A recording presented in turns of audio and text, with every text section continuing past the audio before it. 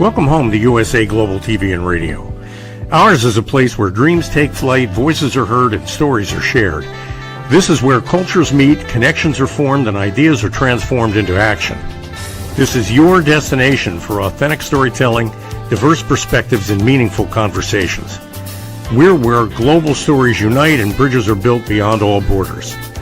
Discover our world of education, entertainment, hope, and inspiration. Together, we're building bridges worldwide. Subscribe to our USA Global TV channel and download our USA Global TV app. Be our guest or join our team. Visit usaglobaltv.com. With heartfelt thanks to our executive producer, Dr. Jacqueline Kerbeck, music scored by Yifei Tang from Cloud Road Music, creative direction by Paul Garcia, and I'm Al Cini, and I'm very proud to be part of the USA Global TV and Radio family. So join us here at USA Global TV and Radio. Make us your home for global connection. All rights reserved. This video and its contents are the exclusive property of USA Global TV and Radio. Unauthorized use, duplication, or redistribution in any form is strictly prohibited. Thank you for being a part of our global community. Let's inspire together.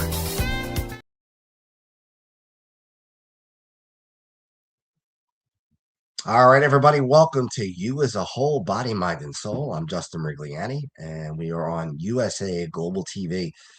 And just want to welcome everybody, as we usually do, get together at this time on Mondays. So today's topic, I'll just get right into it, is they are the teachers.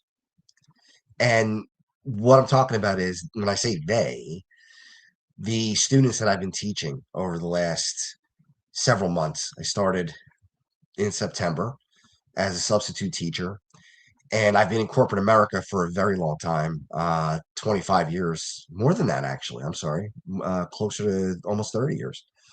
And most of that time, the 25 years, I've had my own business. And I've talked about this ad nauseum, so I won't get into the whole thing, but business is pretty much not working out the way I wanted it to. And I'm kind of on a hiatus here, looking for another job, and I want to get back into corporate America as an employee instead of a business owner. And in the meantime, to make a little bit of money, I am a substitute teacher, and I've gotten a chance to get into classrooms and be with other kids, all kinds of ages, kindergarten all the way up to 12th grade, and it's really been fun for me.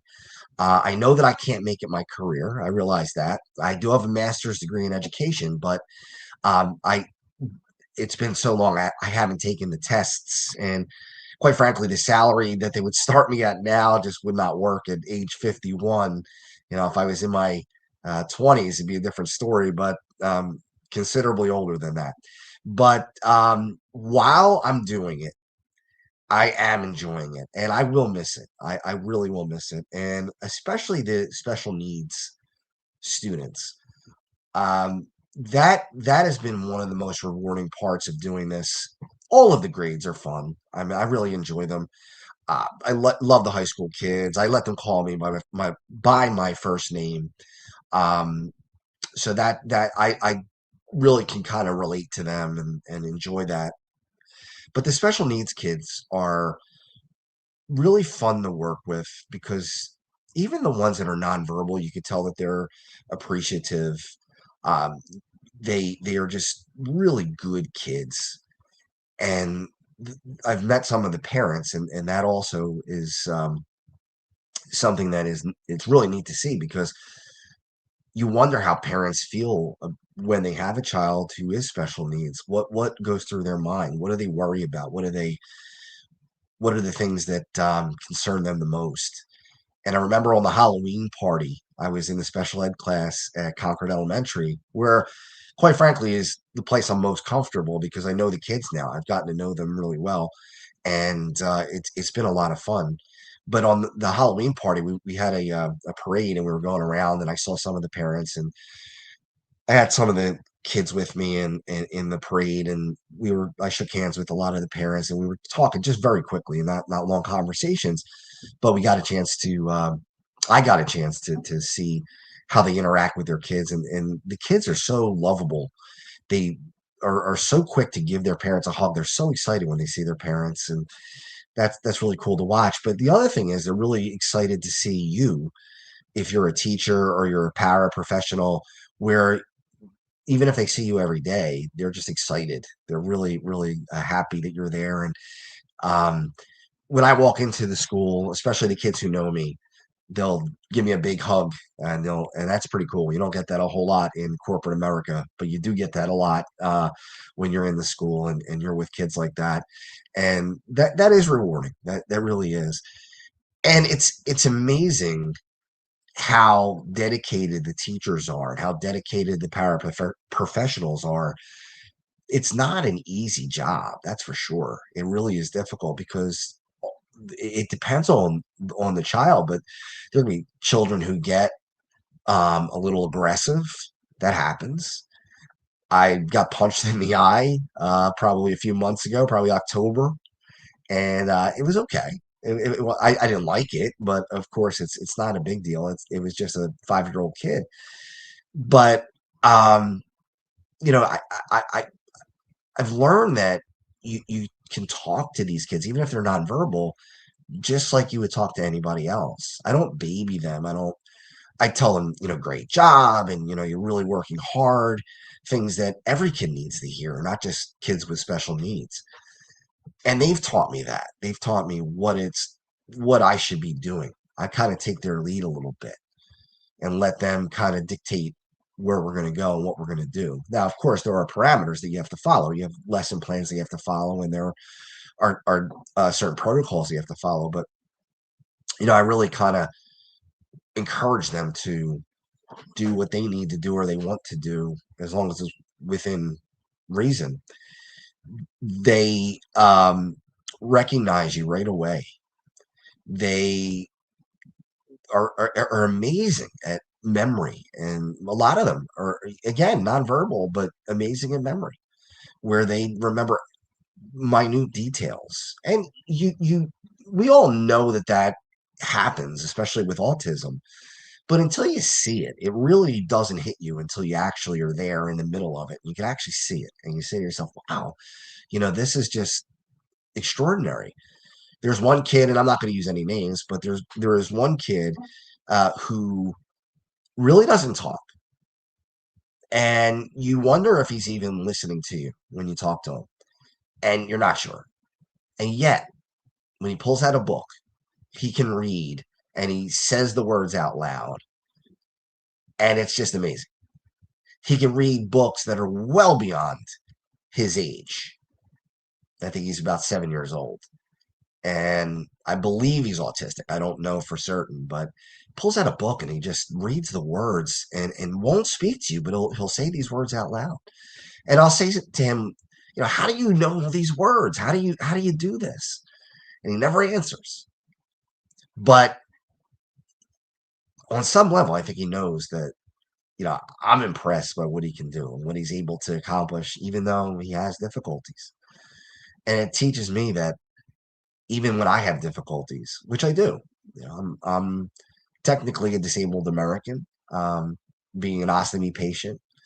I have struggled my whole life with anxiety, depression, and OCD, which I've been phenomenal over the last several months. Going into 2026, I haven't felt better. I haven't felt this good in a very long time, probably almost back to college. Really excited about what's in front of me. But I look at these kids and I think to myself, boy, I was down in the dumps last year and I was not living my life to the fullest. And despite what these kids have to fight through, they do live their life to the fullest, or their lives to the fullest. All these kids, regardless of whether they're verbal, nonverbal, whether they have um, unable to use the bathroom on their own, whether they're wearing diapers. You put on a video for them to dance, and they dance right on the carpet, and they watch the video, and they get really excited, and you can see their faces light up. They get really, really excited, and that's neat to see. That's pretty cool, and it's something that I'm going to miss certainly when I'm back in corporate America, where I won't see that kind of enthusiasm. It's inevitable that as you get older, you start to lose that childlike feeling, that childlike enthusiasm that we all had when we were kids. In fact, my kids tell me as they're getting older, they wish they could go back. It's amazing. We spend our entire childhood wanting to get older, and we spend our entire adult life wishing we were younger, right? We always think to ourselves, man, I wish I was younger. I wish, I'm 51. I wish I was 30 again. I wish I was whatever, 10 again, just to be able to live those exciting moments. And my kids are getting up, now not old, but 19 and 14. And they look back and they say, wow, life was a little bit easier, a lot easier when I was only 8 or 9 or 10. It's the truth. Holidays aren't as exciting as they were before. No, they're not. Not when you become an adult. It's magic when you're a kid. And the one thing about these kids who have special needs, the sad part is they're not going to grow up to be able to do certain things. They're going to be limited in what they're able to do. That's just the way it is. And that's sad. And I'm sure it's difficult for the parents to understand, to know that. Not they understand it, but to know that and accept it had to be difficult, especially right off the bat. But here's the thing.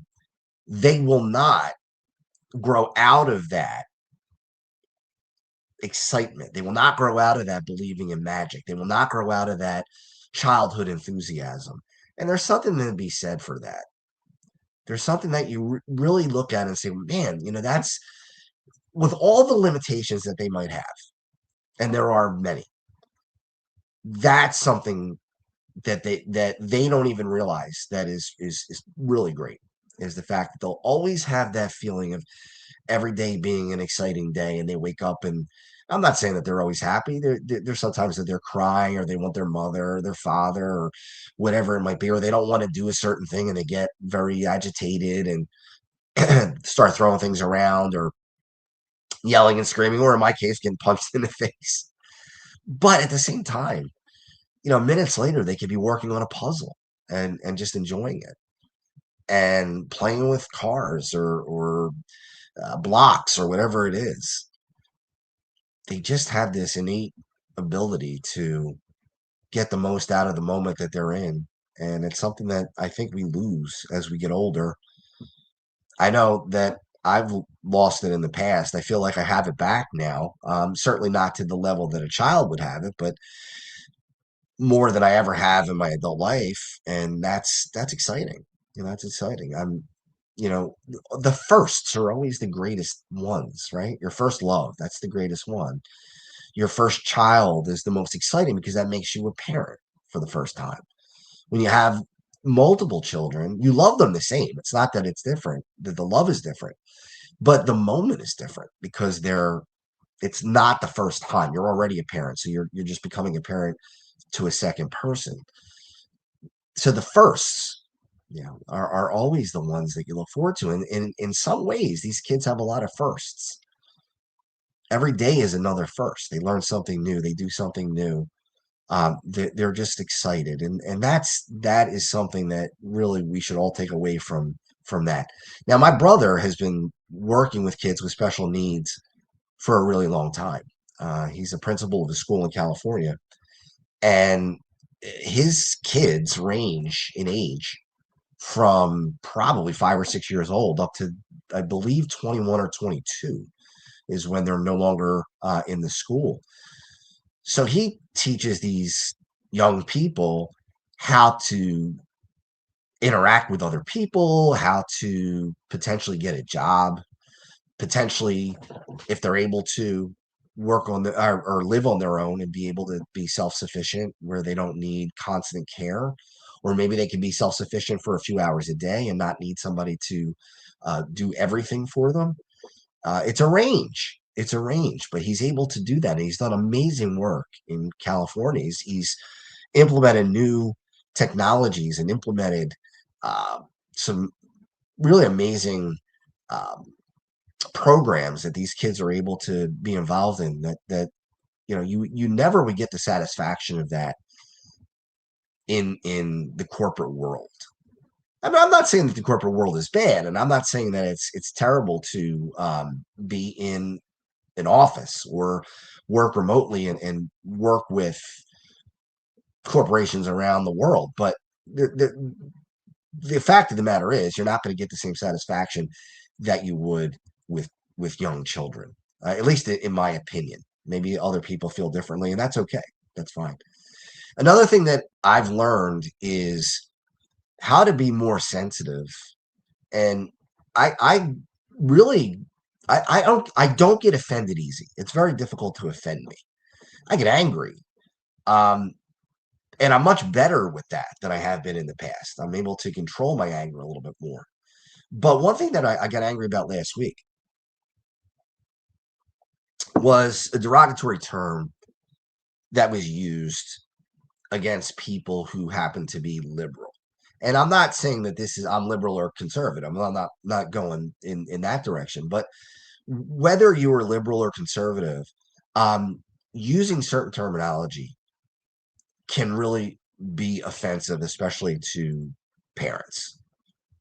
And it was directed towards liberals.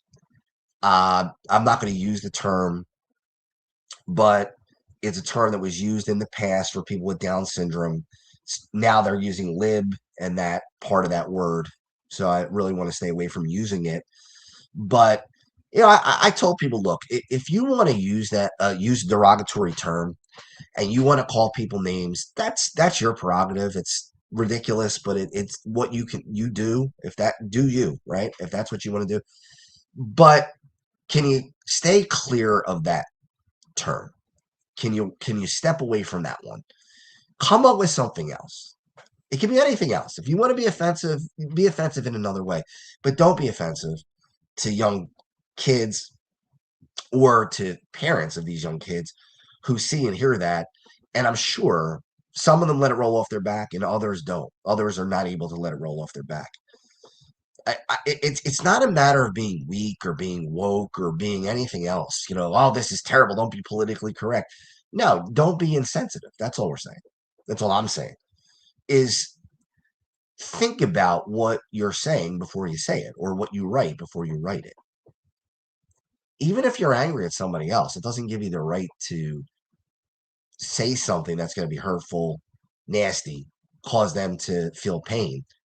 Why would you do that? No matter what side of any aisle that you're on, you don't want to do that.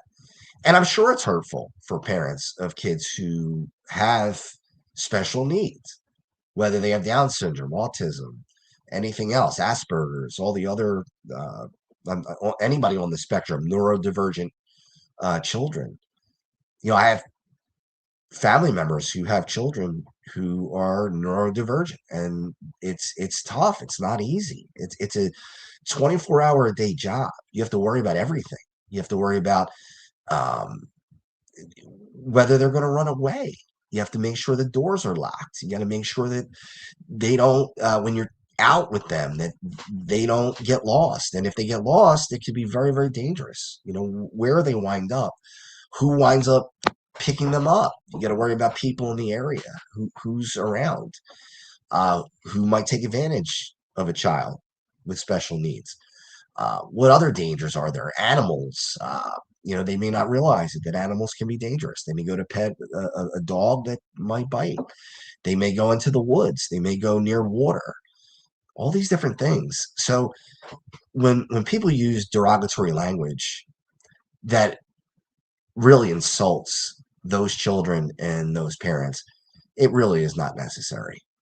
You really don't need to do it. You could be offensive if you want to, but stay away from that. There's certain things that now look, I'm not giving you the green light to be offensive. I'm just saying if you're going to be offensive, you can go another route.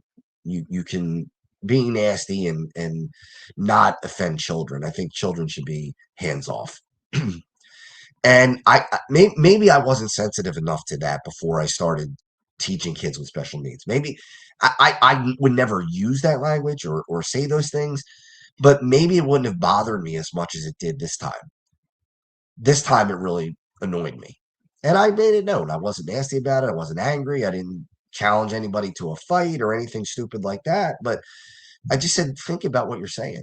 And some people disagreed with me and said it's not a big deal. Okay, well, if that's the way you feel, that's the way you feel, but it is a big deal. You're not correct, and sometimes we got to say when things are wrong and just call them for what they are, wrong.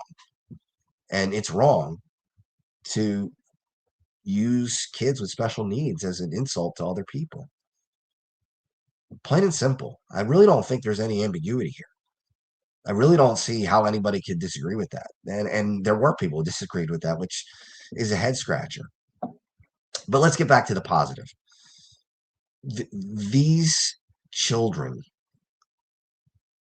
can give you such insight into what it is to be human. They have an ability to see through any kind of obstacles. They look at you as, I'll give you an example. One kid was crying and he was all upset, and he's nonverbal. He's got a board where he could type and say things, and I forget what was going on, but he was really really upset, and I said, "Hey, come on, what's going on?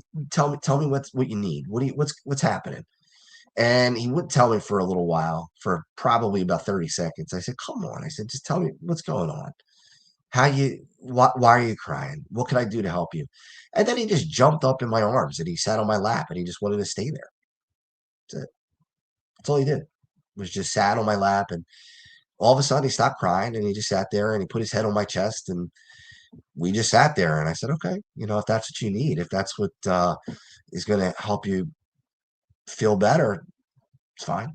And we just sat there, and I didn't tell him, "Well, you got to do your work, or you have to, um, you know, you can't sit here," or no. I just let him stay and just be relaxed, and we took it from there. Um, that's that's a gift from those kids. It really is. It's something that they give you, unconditional love, because they know that you're there to help them. Does it get frustrating if you're there every day? And I'm not there every day. I'm not in special ed every day. So yeah, I'm sure for the teachers and the paras who are there day in and day out, it can get rough. It's not easy. And these people are not paid enough. They're really not. It's a much harder job than people think. People think, well, you just go to this classroom and all you do is just tell these kids to draw or play with toys or play with puzzles, or you read them a book or you play them a video and that's it. Day's done. That's not how it works. That's not how it works. I was in the library with kids, I was the teacher, the sub, and we had the paraprofessionals there, and they have what they call a runner. And a runner is a kid who runs away and tries to get out of school, tries to run out the door. And I remember following this kid all over the place. And then she made a run for it. She went right for the door and she was going real quick. And she was fast. And I had to run. I had a bolt for the door. And I got there and I just slid in front of her. And she ran right into me. And I just scooped her up and just turned her back around and brought her there. And, I'm not trained in restraint. So I did it very softly. It was necessary. It wasn't something that I could avoid. I try not to touch the kids in any way because of the environment that we live in right now. Um, and I get it. I get it. There are people out there that are despicable to do things to children that are just beyond belief. And I get why there are certain rules in place. But at the same time, if a kid's going to be injured or possibly leave the school, I'd rather lose the gig than allow that to happen, or allow this kid to sit in my lap because he needs to at that time. Or you're not allowed to, again, restrain, but scooping that girl up in my arms and just turning her around. I mean, the alternative was to let her run out of the school. I'm not going to do that. That's just not going to happen. Um, you know, there's another part of this that I learned is that you don't have to fix every kid's issues. You can let them figure it out for themselves. I For most people, not just people with special needs, but for most people, want to jump in and help. That's just my nature. That I want to, if I see somebody struggling, I want to jump in and help. I don't know how that happened. I don't know why that happened. And maybe it was an insecurity. I talk to my therapist about this sometimes. Maybe it's an insecurity that I have, that I feel like I need to be needed. I don't know. I don't know. And I'm working on that. I'm trying to figure it out. But in any case, I've learned how to back off a little bit, where if these children are struggling, I don't look at them as special needs kids. I look at them as just a human being who's struggling and let them try to take care of it themselves. So if they're putting a puzzle piece in wrong and they're putting it in the wrong spot, my instinct is to jump up and put it in the right spot and say, here, it goes here. And I have to kind of cut that back and say to myself, listen, it let them figure it out. Because I'm not doing them any favors by doing it for them. It is necessary for them to become self-reliant as much as possible. And in order to do that, they have to be allowed to do that, allowed to make mistakes, be allowed to struggle. Not everything has got to be fixed right away. And I've written a book, and it's just with life circumstances not being able to get it out. But I wrote a book about my own struggles with mental illness and also with ulcerative colitis, being chronically ill, and then having the ostomy surgery. And life circumstances have not allowed me to get that book out, but it's all edited and ready to go. And I just have to take photos for it and that type of thing.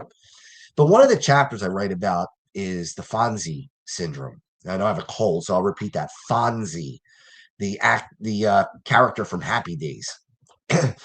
And what I call the Fonzie syndrome is kind of what I've already explained.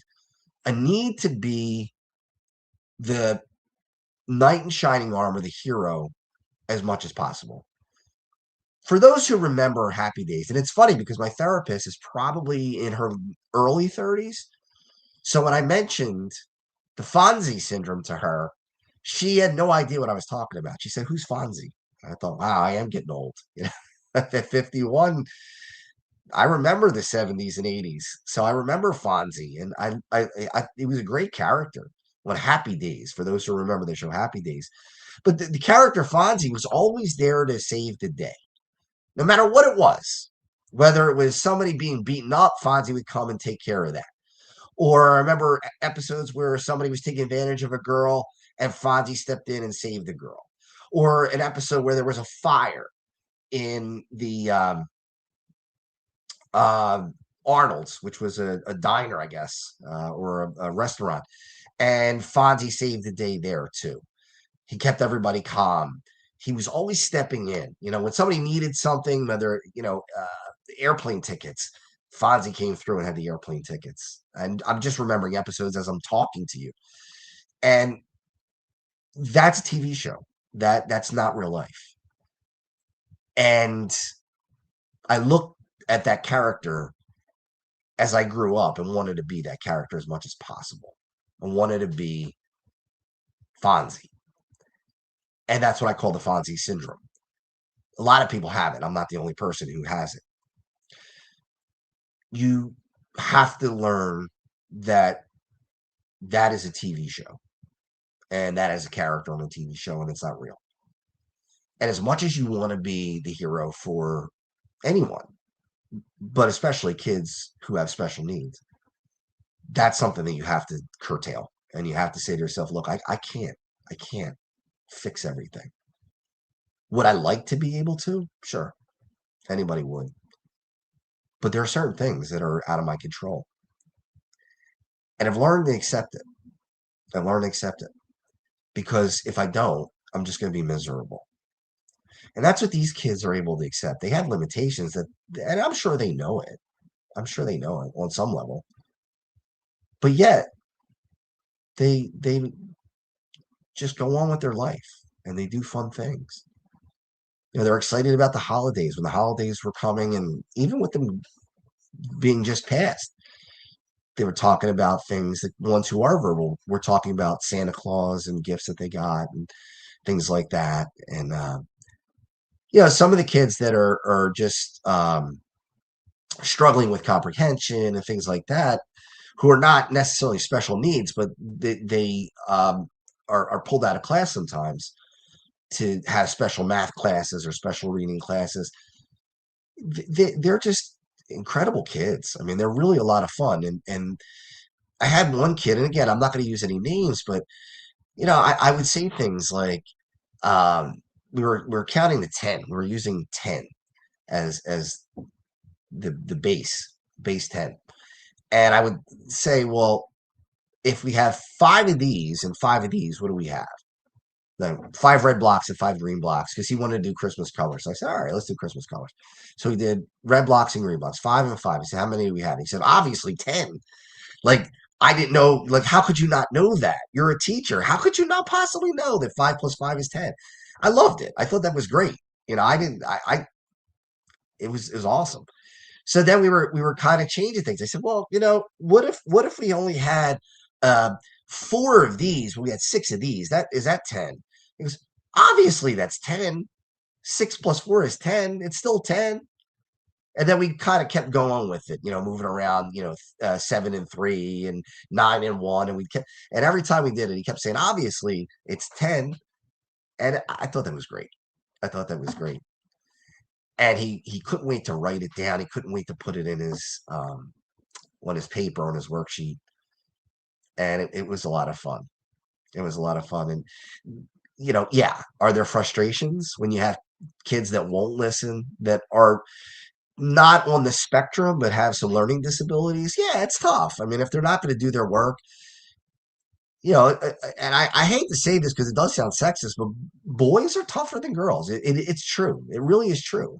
It's not a slight against boys. I just think it's the way that we develop. But you see it. The boys are much rougher. I don't have to say to the girls a lot, stop wrestling. Do I have to say it to the boys? Yeah, a lot. Don't don't touch him. Don't push him. Don't shove. No wrestling. No fighting. No throwing. That's another thing that happens a lot with the boys is they throw stuff. I don't get angry. I get frustrated, but I don't get angry. And there is a difference.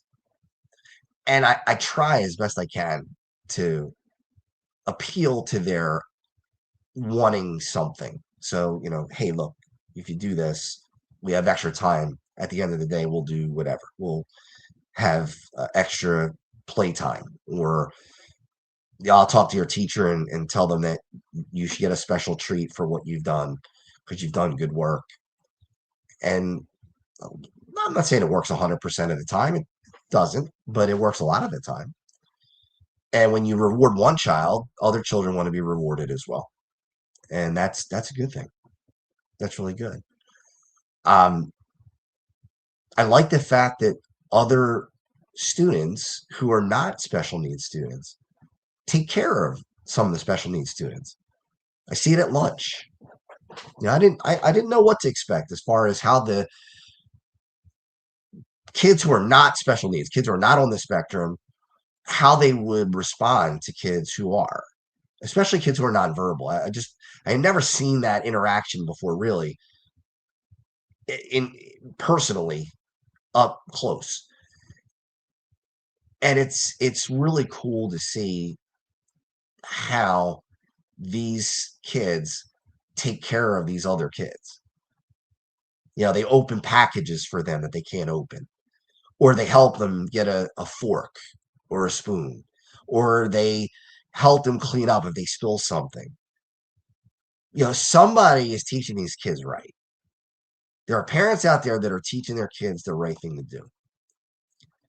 And I hope that continues as they get older. I hope that's something that continues as they grow and they get into the upper grades and in high school.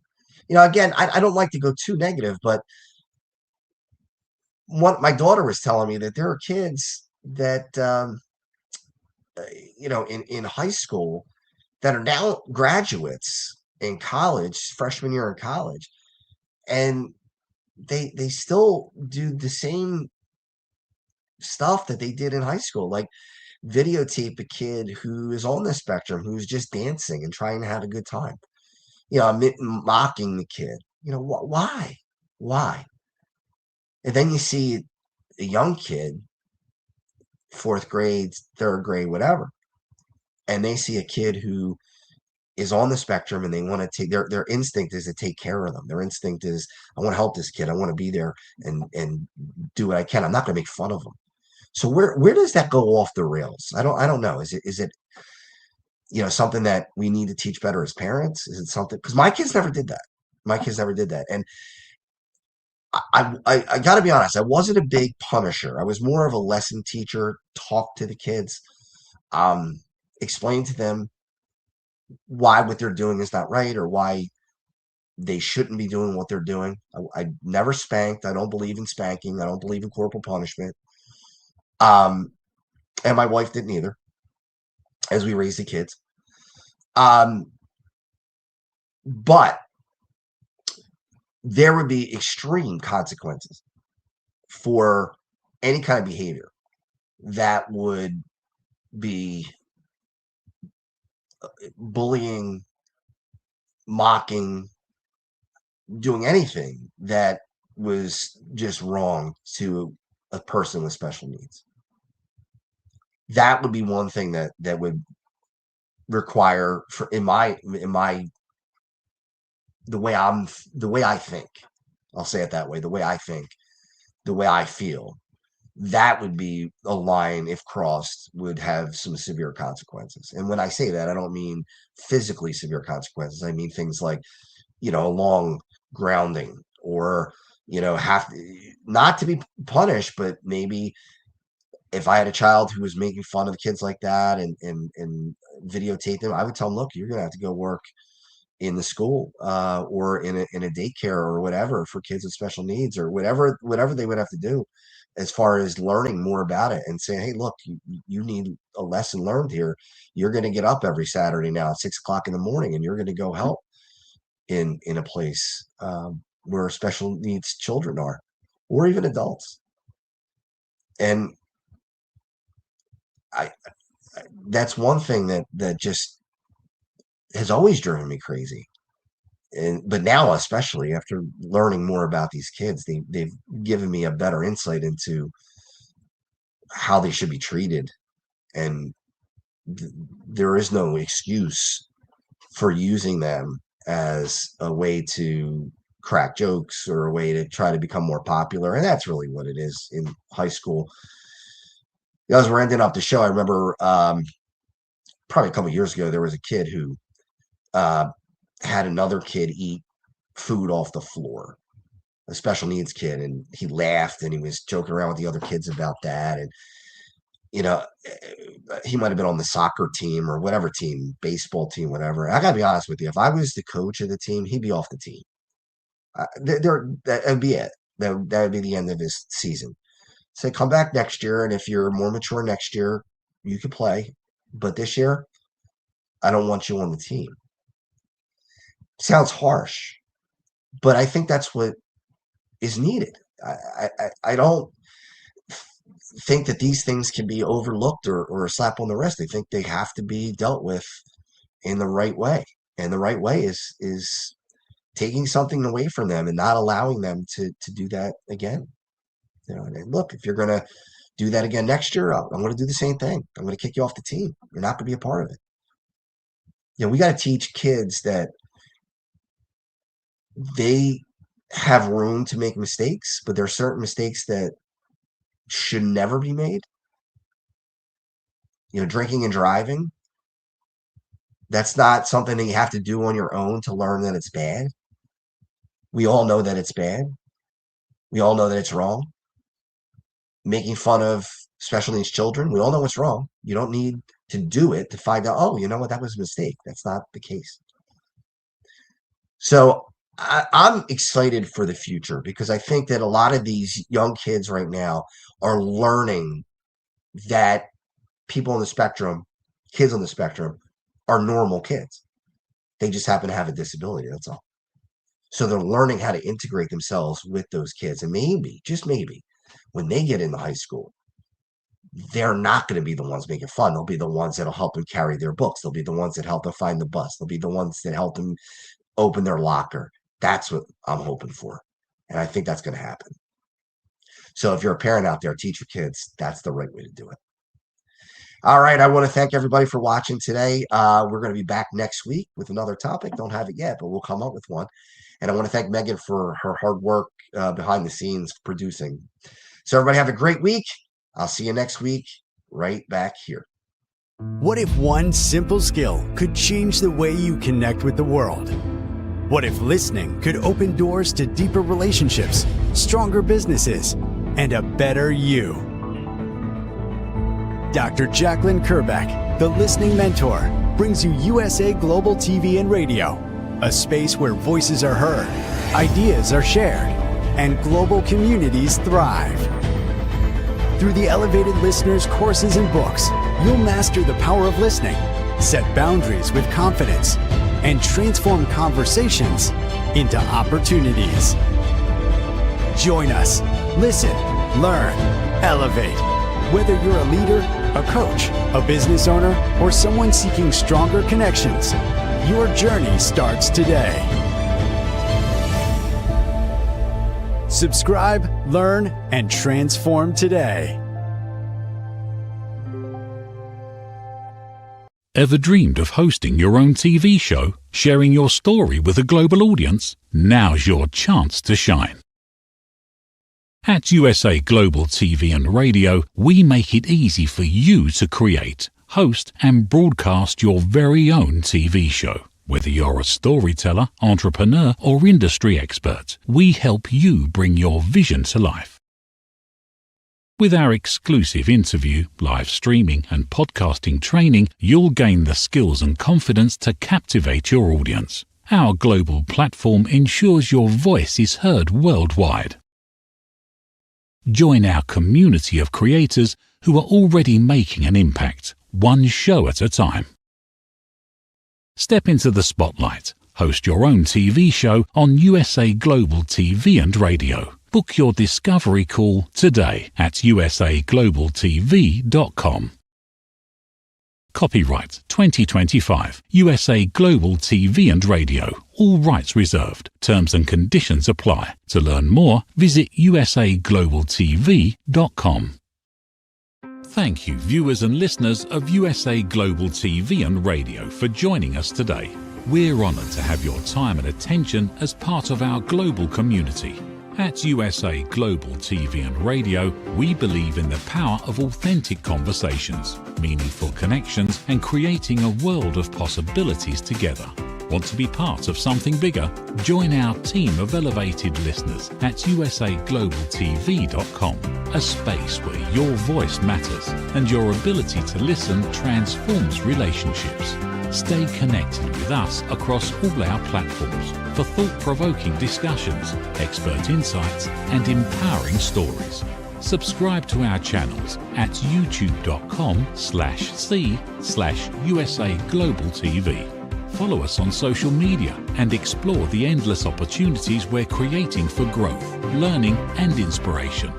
Together, we're not just broadcasting, we're building bridges and changing lives one conversation at a time. For inquiries, contact us at info@usaglobaltv.com.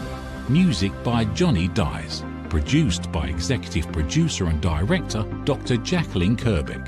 Voiceover by Mike Porter. Creative Direction by Paul Garcia. All rights reserved. Copyright 2025. Visit usaglobaltv.com to view our full terms and conditions.